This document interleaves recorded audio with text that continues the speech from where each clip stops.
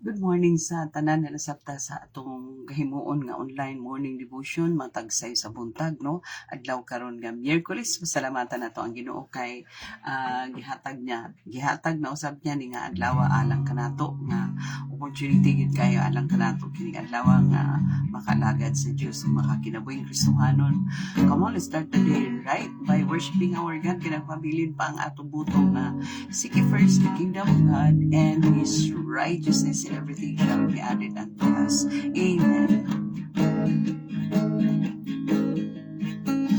Jesus, my Savior, Redeemer, my Lord and my God, my Master and King, loving, holy and righteous, faithful and true, merciful Father. He paid the price and died for me, cleanse me from unrighteousness, forgive my sins and gave me hope to live a life eternally. Blessed be the name of our God. Blessed be the name of the Lord. Blessed be the name of our God. Blessed be the name of the Lord. Jesus, my Savior, Redeemer, my Lord and my God, my Master and King, loving,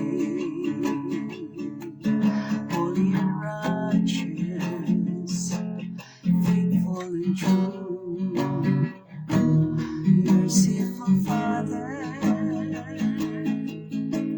He paid the price and died for me, cleanse me from unrighteousness, forgive my sins and make me whole to live a life eternally.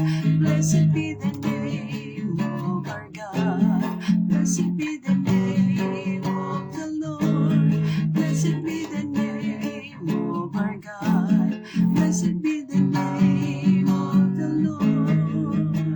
He paid the price and died for me and cleansed me from unrighteousness, forgive my sins and gave me hope to live a life eternally. He paid the price and died for me, cleansed me from unrighteousness, forgive my sins and gave me hope to live a life eternally. Blessed be the name of our God.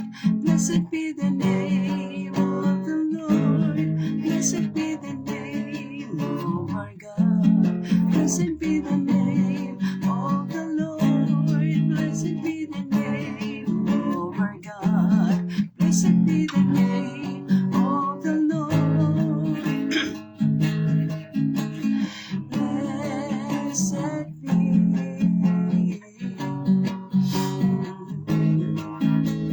Blessed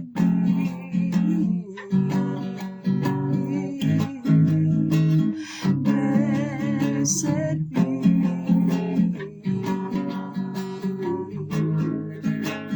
blessed be,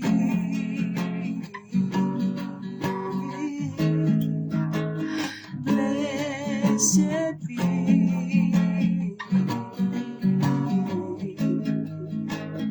blessed be the Lord. Blessed be the name of the Lord. Hallelujah, hallelujah. Oh, we glorify your name, Jesus. We glorify your name, Lord God. For you are worthy, oh God. You are worthy, Lord. Salamat tayo, Lord, sa imong pagpukaw ka na mo, Ama, ni sa kabuntangon, Lord, nga ipapukapan nimo ang among mga mata, nga hindi mo nga mubangon, Lord, salamat kaayo Ginoo nga from the first moment nga kami nabuka nga mong mga mata, Lord, imong gi-provide ang kusog, katapos, kabasog sa panglawas, kaalam, kaibalo, panabot sa mga butang espirituhanon, Lord, tinsay sa kabuntago naman. Thank you, kayo sa paniniglay matahong nga adlaw, Ginoo, na Wednesday, Lord, na opportunity gid kayo, alam ka na mo nga makapadayon kami sa pagkinabuhing Kristohanon, makapadayon kami sa pag-alagad kanimo, makapadayon kami sa pagpamuhat sa mga bulahaton nga may kalambigitan sa inyong kahimayan. Thank you kaayo, Lord. Salamat sa padayon mo pagpupag sa among kinabuhi.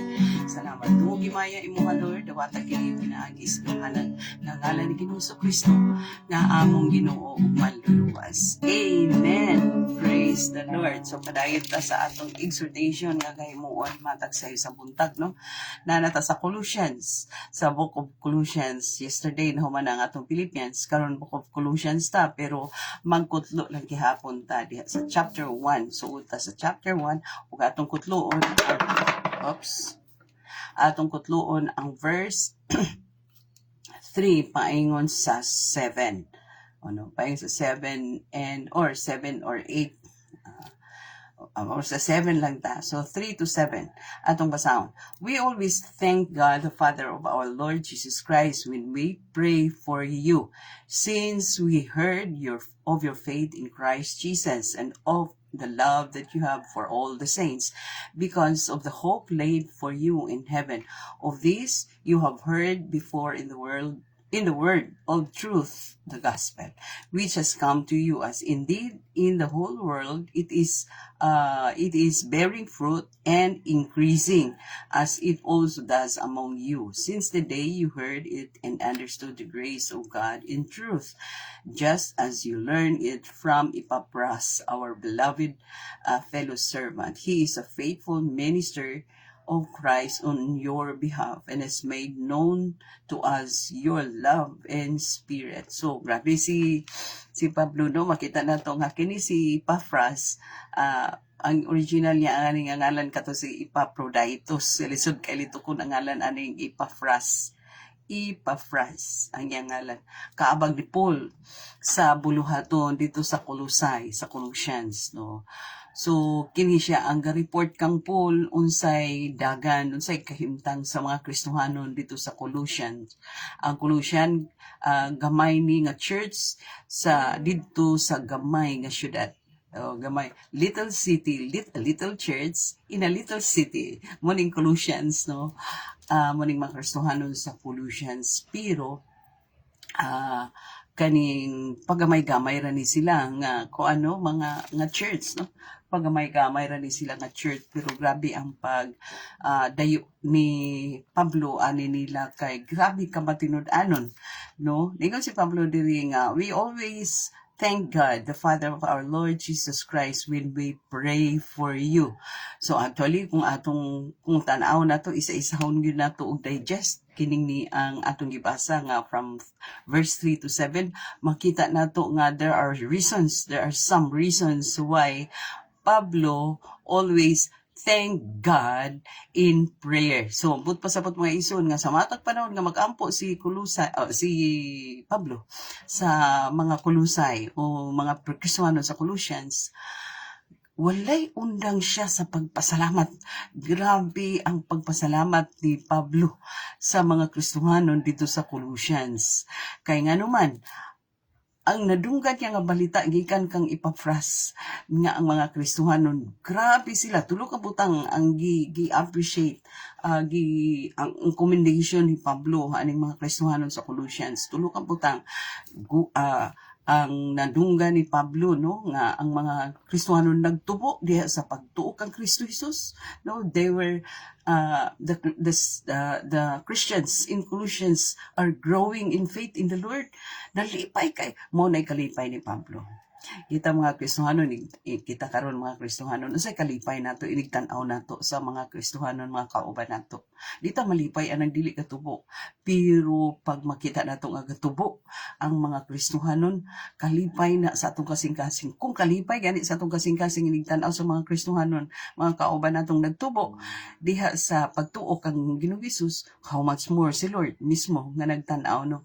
So muning number 1 nga reason nga gikalipayan ni Pablo. The reason why Paul keeps on thanking God in prayer is number one, the Christians is growing in faith in the Lord Jesus Christ. Ang mga Kristiyano nagtubo di as pagtuo kang Kristo Jesus. So mao na dapat as leader sa church, muna number one nga maghatag kalipay sa atong kasing-kasing, no, nga magtubo ang mga Kristiyano in their faith in Christ Jesus. And the second nga nakita ni Pablo, no, nga the Christians are growing in love for all the saints. Mo ingon diri nagtubo sila sa gugma sa matag usa, no, they're loving each other. Mga Kristiyano nagkahigugma ay matag usa, naghinigugma ay kay mo nang naa ang greatest, no, mao na siya ang greatest commandment ni Lord nga unas tanan higugmaon si Lord, ikaduha maghigugmaay ang matag usa, no, maghigugmaay ang matag usa sama sa paghigugma nato sa atong kaugalingon. So nakita ni Pablo nga wala lang sila nagtubo diha sa pagtuo kang Kristo Jesus, kundi nagtubo usab sila sa gugma sa matag usa. Muna ikaduhang kalipayan ni Pablo, no. So as leaders sa church di ay ang kalipay nimo una sa tanan nagtubo, inigtan-aw nimo nagtubo ang mga Kristohanon di as pagtuo kang Kristo. Ikaduha, naghinigugma ay Mauday na siya. Mauday na si Pablo ingon ana mo kalipay ni Pablo. Dili kalipay ni Pablo nga magtan-aw nga wala nagtubo, no. Di pod kalipay ni Pablo magtan-aw sa mga Kristohanon nga wala naghinigugma ay. So magigugma ay gidi ay munang ikaduha nga reason of thanksgiving and prayer ni Paul ngadto sa Ginoo. Nagwalay undang nga pagpasalamat si Pablo ngadto sa Ginoo tungod sa nakita niya nga mga Kulusay or Colossians, Christians in Colossians nga growing in the faith of Jesus Christ and loving each other. Ug ang ikatulo makita gyapon nato din no nga they were growing in the hope of eternal life. Ang paglaom, makita ni Pablo ba nga nagtubo di sila sa paglaom may magmanifesto kung naalay pagtuo di kang Kristo unya naghinigugmaay naay gugma sa matag usa ug naay paglaom sa kinabuhing walay katapusan. Kay magmanifest man yun na siya magmanifest. Nakita ni Pablo kining tanan, kining tulo ka butang faith, love, and hope. Muning ni ang nasulti dito sa 1 Corinthians chapter 13, no? Faith, love, and hope. O nagtubo gid sila niini nga butanga. Basic elementary nga mo ni gisulti dito sa 1 Corinthians chapter 13 verse 13 nga faith, love, hope, no? Og dinhi ang mga nag-excel gid ang mga Kristohanon ani sa Colossians nga nagtubo sila sa pagtuo kang Kristo, nagtubo sila sa paghinigugmaay matag usa, no? And nagtubo sila sa ilang paglaom diha sa kinabuhing walay katapusan sa langit, no? Mao na atong kaptan dapat mga Kristohanon that we should grow in our faith in the Lord Jesus Christ. Muna ingon dito 2 Peter chapter 3 verse 18 nga magtubo gyud ta. Dahil ikaduha, we should grow in loving each other. Sa mga Kristohanon, sa pundok sa mga Kristohanon, dapat mo excel gyud ang gugma, no? Naa may mga depekto ang matag usa, naay mga failures, naay mga shortcomings ang matag usa, pero dili na siya ang makapugong sa pagpakita sa gugma sa matag usa. Mo excel gid gihapon dapat ang gugma diha sa pundok sa mga Kristohanon. Dayon ang hope of eternal life in heaven. Dapat magmanifest gid na ang paglaom. Kay kung naa na siya nga paglaom, makita man nga dasig ka, makita nga kaning gapaing lalom ka sa mga buluhaton nga may kalambigitan sa kahimayaan sa Dios. Nganoon, there is that hope nga Lord, kining ni ang mga butanga Lord, temporary rani. Ug tungod kay temporary rani, ang imong promise permanent man, ang imong promise nga eternal permanent man na Lord. So I should do whatever I can to support the church, to support sa imong bulaton dinhi sa kalibutan. Kay anyway, this is but temporary. Ang ani akong paghago is but temporary. Kining akong pagsuporta, temporary. But the promise, your promise is eternal, permanent. Your promise of eternal life is permanent. So, dili ta sayangan, dili ta dapat sayangan sa pagsuporta sa bulhaton sa Ginoo dinhi. So, sama sa mga Colossians, no, mga taga Colossians nga mga Kristohanon nga inaana sila kadasig kaayo, gamay sila nga church sa kay gamay pud nga syudad ang Colossians, pero inaana sila kadasig kaayo na baniog ang ilang kadasig no nga manifestation sa ilang hope of eternal life. Ikaw ba kuno walay gilauman nga kinabuhi walay katapusan, dasig ka, pero kung na kay gilauman dasig gyud ka. Inana na siya mga igsuon. Susama ka nako, naglaong gid ko sa eternal life, no, together with the Lord Jesus Christ, kay that is permanent, dili siya temporary but permanent na siya. Munang dasig, whatever I have, whatever I can, I will do it for the glory of God. Amen. Ug natin nakutlo karon mga igsoon no sa atong gi-exhort nga pulong sa Ginoo. Ug mag-ampo ta, thank you kaayo Lord sa imong word nga nagdasig kanamo, nag-challenge kanamo Lord nga padayon gid kami. Kay naghulat man kami kanimo Lord, ug naglaom man kami sa kinabuhi katapusan Lord di sa langit. Usa salamat ug salamat kay sa imong pag-exhort kanamo ning sa kabuntagon. Ug nagpray usab kami sa mga kaigsunan nga manarbaho karon sa office o God nga ikaw ang Dios nga mga provide kusog katakos kabasog sa panglawas kanila kaalam nga magamit nila sa ilang pagpanarbaho Lord.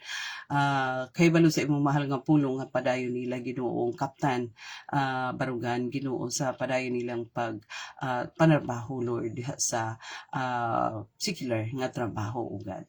Bisan pa man Ginoo mga kaigsunan nga mga estudyante nagapang-eskwela, college, elementary, high school, preschooler. Lord, tabangi usab sila, provide kag strong comprehension kanila Ginoo aron nga masabtan ang mga leksyon makapasar sa mga exam. Bisan pa man mga kaigsunan ang mga teacher, mag-provide kag kusog katakos kabaskog sa panglawas kanila. Kaalam sab sa pag-manage Ginoo sa ilang classroom, lahi kinaiya sa mga kabataan Lord sa tagai Ginoo wisdom o pasensya ang mga kaigsunan ng mga teacher o God.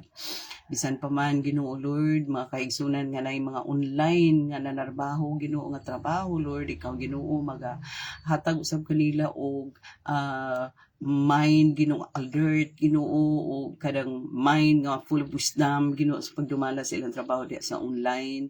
Taga usab sila kusog katakos kabasog sa panglawas nga magamit usab nila kanunay. Salamat kay sa imong panalangin sa mga kaigsunan nga naitrabaho sa online. Bisan pa man Ginoo Lord, mga kaigsunan namong anay mga business nga gipang-manage Ginoo. Salamat Ginoo nga himuon ka nga partner Ginoo sa business aron nga mag-asenso sila kanunay Ginoo Lord, kay naa kanimo ang power to prosper ug i-honor kanila Ginoo aron Lord nga padayon sila nga mag-asenso sa ilang business o God. Salamat kaayo sa imong mga proseso Ginoo sa pagpausbaw sa ilang negosyo. Dalaygon ka Lord, sulay katapusan naman dawata nga among mga pagpasalamat Lord, mga pagdaig, paghimaya, mga pagpanugyan. Pinaagi lamang sa gamhanan ngalan Ginoong Hesukristo nga among Ginoo manluluwas. Amen. God bless us all until next morning.